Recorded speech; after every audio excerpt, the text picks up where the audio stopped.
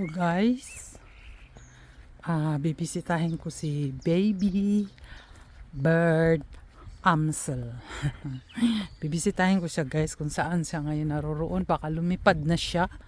Kaya titingnan ko kung nandito pa siya. Kung lumipad na nga. So nandito na ako. Titingnan ko lang ha. Andyan siya. Ayan siya guys. Ayan siya. Ayan. Malaki na siya guys. Malaki na si Baby Ansel. Hello Baby Ansel. Ay, hindi siya makita guys. Nag-blurred.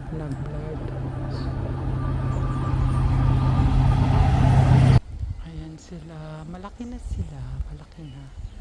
Malaki na ang Baby Ansel. Ayan malapit na yan silang lilipad guys.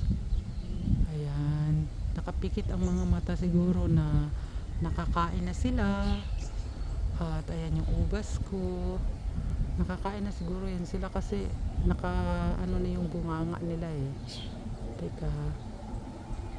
Ayan. Si Baby Ansel. Malaki na. Ayun yung isa pa din ayan. Ito. Matumaas yung isa. Diba? Wait lang.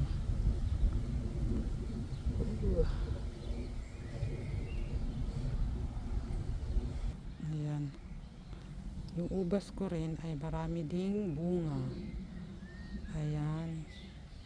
Maraming bunga siya pero malayo pa yan guys. Mga 2 months pa yan.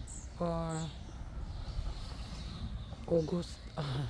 Sa August pa guys yung ano yan. Tingnan ko ulit si Baby Ansel. Tingnan ko saan ba ito sila.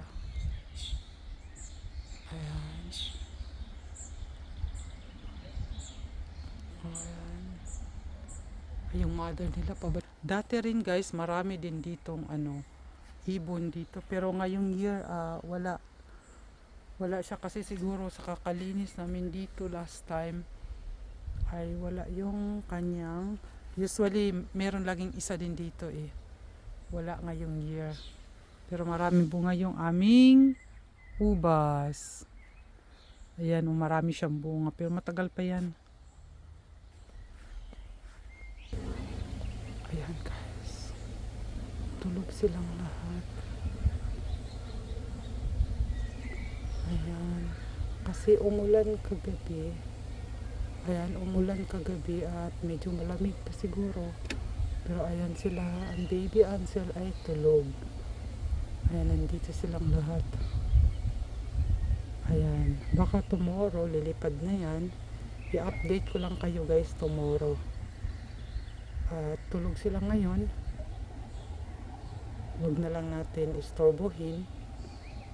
Ayan.